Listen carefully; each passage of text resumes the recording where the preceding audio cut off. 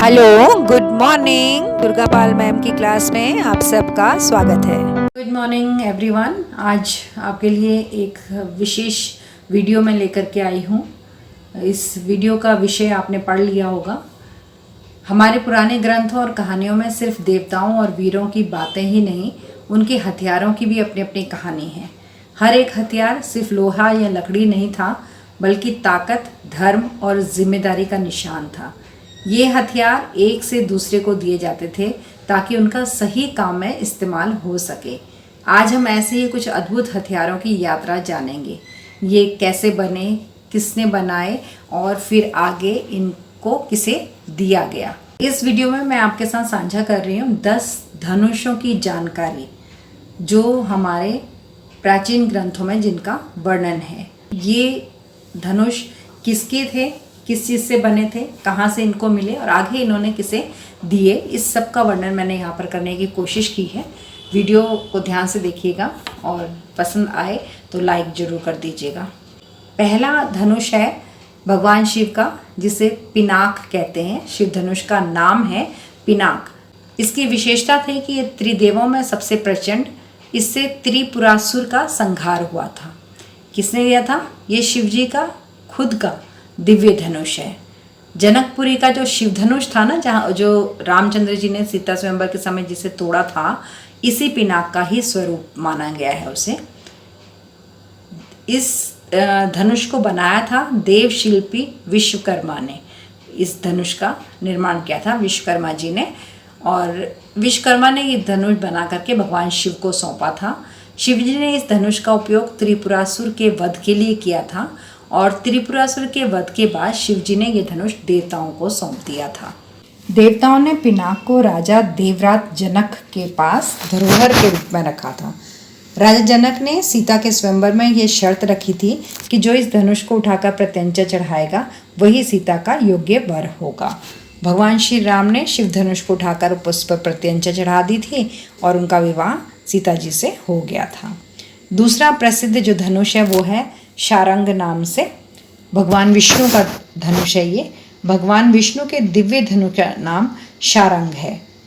इसे भी विश्वकर्मा जी ने ही बनाया था और इसमें अपार शक्ति थी, जिससे इसका उपयोग केवल कुछ चुने हुए योद्धा ही कर सकते थे, जिनमें विष्णु के अवतार थे परशुराम जी, रामचंद्र जी और कृष्ण जी। ये तीन जो विष्णु जी के अवतार रहे हैं, तो इन्होंने इस धनुष का प्रयोग किया है। दक्षिण भारत में इसको कोदंड भी कहा जाता है। कोदंड और शारंग विष्णु जी के ही धनुष के दो नाम हैं। विश्वकर्मा जी ने इसे बनाया था। यह धनुष भगवान विष्णु के अवतारों के द्वारा उपयोग किया गया। परशुराम विष्णु के अवतार जिन्होंने इस धनुष को प्राप्त किया था, और रामचंद्र जी परशुराम से प्राप्त कर श्री राम ने रावण वध किया और सीता स्वयंवर में इसका प्रयोग किया था। परशुराम ने ये धनुष रामचंद्र जी को दे दिया था जब उन्हें ज्ञात हुआ था कि शिव जी के धनुष को तोड़ने वाले स्वयं श्री राम हैं, विष्णु जी के अवतार हैं। तो परशुराम जी ने ये धनुष रामचंद्र जी को दिया था उस वक्त। बाद में यही धनुष वरुण देवता जी के माध्यम से श्री कृष्ण को भी मिला था। उन्होंने कंस का वध किया इससे, और अपने दूसरे युद्धों में भी इसका प्रयोग किया।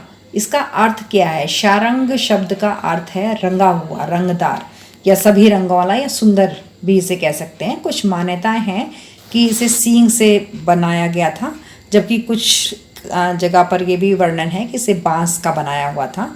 ये धनुष बेहद शक्तिशाली था और इसका नाम ही शत्रुओं में भय उत्पन्न करता था। तीसरा धनुष था श्री रामचंद्र जी के पास, जिसका नाम था कोदंड। श्री राम के धनुष का नाम है कोदंड। इसकी विशेषता ये थी कि सीता स्वयंवर के बाद उन्हें वरुण देव ने ये धनुष दिया। यही उनका युद्ध धनुष भी बना। इसी धनुष से उन्होंने युद्ध किया था। सीता जी के स्वयंवर के बाद उन्हें ये धनुष मिला था। इस धनुष की विशेषताएं ये थी कि ये एक साधारण धनुष नहीं था, बल्कि दिव्य शक्तियों से युक्त था। इससे जो भी बाण चलाया जाता था ना, उसकी विशेषता ये थी कि वो बाण अपने लक्ष्य को भेद कर ही लौटता था, यानी इसका निशाना कभी भी चूकता नहीं था। इसे विभिन्न मंत्रों से अभिमंत्रित किया गया था, जो इसकी शक्ति को बढ़ा देता था। इस धनुष को सामान्य व्यक्ति या सामान्य योद्धा धारण नहीं कर सकता था। ये केवल सिद्ध व्यक्तियों के लिए ही होता था। कोदंड, इस नाम का अर्थ भी है बांस से बना हुआ, तो इसे कोदंड कहते हैं।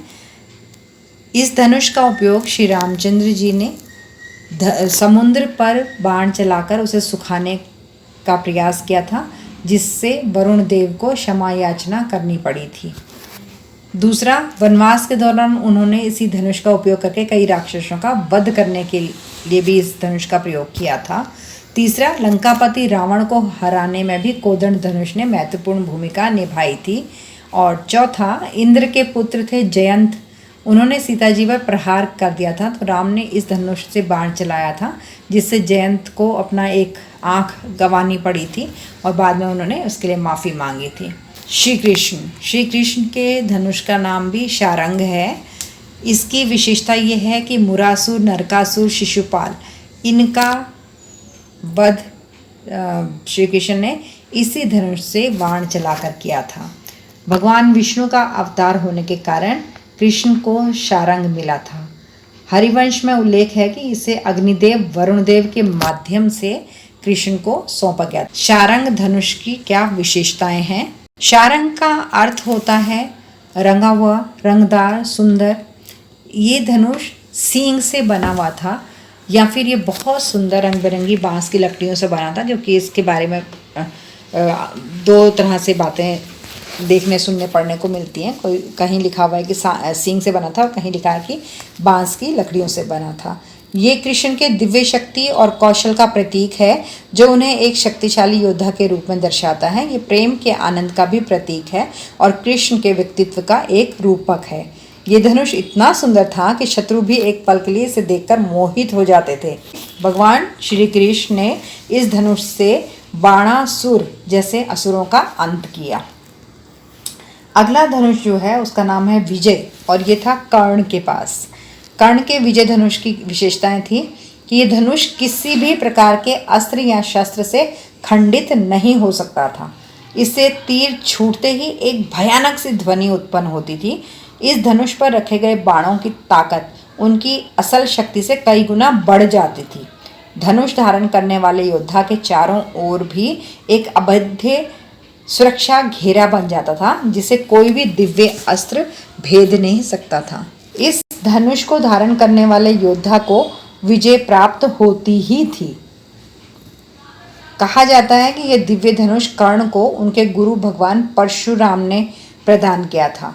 परशुराम ने इसी धनुष से पृथ्वी को 21 बार क्षत्रिय विहीन किया था। आपने रामायण में पढ़ा होगा, और ये क्लास 10th में भी है एक काव्य राम लक्ष्मण परशुराम संवाद। उसमें बताते हैं परशुराम जी कि उन्होंने इस धरती को कितनी बार क्षत्रिय विहीन कर दिया है। तो इसी धनुष का प्रयोग किया था उन्होंने, धरती को क्षत्रिय विहीन मतलब राजाओं से विहीन, सारे राजाओं को मार दिया था और ये धरती ब्राह्मणों को दान कर दी थी। अगला जो धनुष है वो है विजय नाम से, और ये परशुराम जी के पास था, और कहीं कहीं पर इस धनुष का नाम शारंग भी है।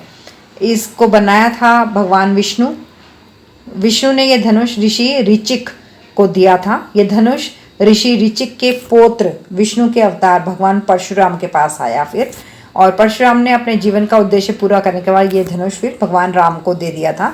ये कथा आप लोगों ने सुनी होगी कि विष्णु जी ने ऋषि ऋचिक को दिया था, ऋषि ऋचिक ने परशुराम को दिया था, और परशुराम ने भगवान राम को उस समय दिया था जब उन्होंने शिव जी का धनुष तोड़ा था और सीता स्वयंवर हुआ था। उस समय परशुराम पहले राम को पहचान नहीं पाए थे, और जब उनको आभास हुआ कि ये श्री राम हैं, विष्णु जी के अवतार हैं, तो उन्होंने अपने धनुष दिया था कि इस पे प्रतिज्ञा चढ़ाकर दिखाओ। जब उन्होंने उस धनुष को हाथ में लिया तब उन्हें आभास हो गया कि ये श्री राम हैं, तो उन्होंने ये धनुष श्री राम को ही दे दिया था। तो इस विजय धनुष के निर्माता हैं विश्वकर्मा। भगवान शिव ने असुरों के 3 नगर, त्रिपुर जिसे कहते हैं, का विनाश करने के बाद यह धनुष इंद्र को दिया था। इंद्र ने इसे भगवान परशुराम को दिया था। परशुराम ने इसे अपने शिष्य कर्ण को दिया था। कर्ण ने कुरुक्षेत्र युद्ध में इसका प्रयोग किया था, और कर्ण की मृत्यु के बाद यह धनुष किसके पास गया, इसका स्पष्ट उल्लेख शास्त्रों में नहीं मिलता है। 7वां धनुष है अर्जुन का, जिसे गांडीव के नाम से जाना जाता है। ये महर्षि दधीची की हड्डियों से बनाया गया था। ये भगवान शिव का धनुष था, जो कई देवताओं से होते हुए राजा सोम और फिर वरुण के पास पहुंचा और अग्नि के कहने पर वरुण देव ने अर्जुन को दिया था ये धनुष। इस धनुष की विशेषता है कि इसकी प्रत्यंचा चढ़ाने पर ऐसी ध्वनि निकलती थी जिससे पूरी युद्ध भूमि में गूंज फैल जाती थी।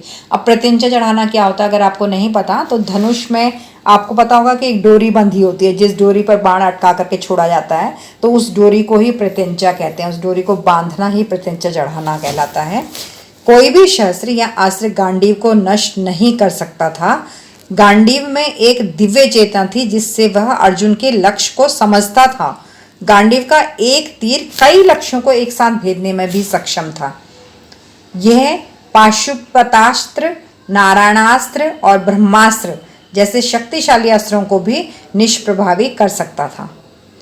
अच्छा, गांडीव के साथ साथ अर्जुन के पास एक अक्षय तरकश भी था जिसमें उनके बाण कभी खत्म ही नहीं होते थे। इस तरकश से तीर लक्ष्य को भेदने के बाद वापस आ जाते थे तरकश में ही। इसका निर्माण ब्रह्मा ने किया था। अग्निदेव ने अर्जुन को खांडव वन दहन के समय दिया था जिस पर दिव्य बाण चलते थे। ये धनुष अग्निदेव ने अर्जुन को दिया था। अगला जो धनुष है वो है महेंद्र धनुष या फिर विजयश्री। विजयश्री इसका नाम बहुत कम प्रचलित है, इसे महेंद्र धनुष के नाम से जानते हैं और ये युधिष्ठिर के पास था। युधिष्ठिर धनुर्विद्या में बहुत कम सक्रिय थे, लेकिन सभा पर्व में उल्लेख है कि उन्हें वरुण देव ने एक धनुष दिया था जो महेंद्र धनुष कहलाता है। महेंद्र धनुष के बारे में कुछ जानकारी है कि यह धनुष स्वयं ब्रह्मा जी ने बनाया था और देवराज इंद्र को दिया था, जिन्होंने इसे वरुण देव को सौंपा। अग्निदेव ने युधिष्ठिर और श्री कृष्ण द्वारा खांडव वन दहन के बाद प्रसन्न होकर वरुण देव से युधिष्ठिर को महेंद्र धनुष उपहार में देने के लिए कहा था, जिसके बाद युधिष्ठिर ने इसे धारण कर लिया था।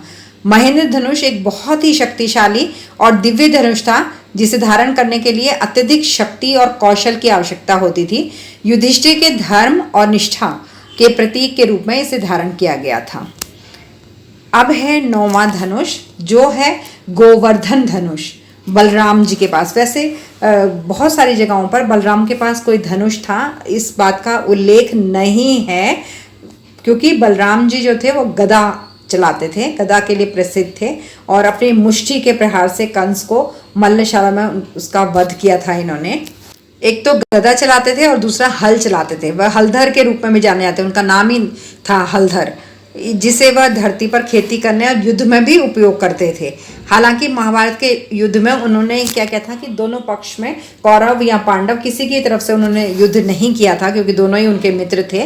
तो ऐसा चर्चा है कि उन्होंने अपना धनुष बाण दुर्योधन को दे दिया था और उसके बाद वो तीर्थ यात्रा पर चले गए थे, किसी भी तरफ से उन्होंने युद्ध नहीं किया था। इस पर भी मैंने एक वीडियो बनाई है कि महाभारत युद्ध में किन लोगों ने युद्ध नहीं किया था, जबकि पूरी पृथ्वी पर जितने भी राजा थे सभी महाभारत के युद्ध में इन्वॉल्व थे, सभी सम्मिलित हुए थे, लेकिन 2 राजा ऐसे थे जो उसमें सम्मिलित नहीं थे।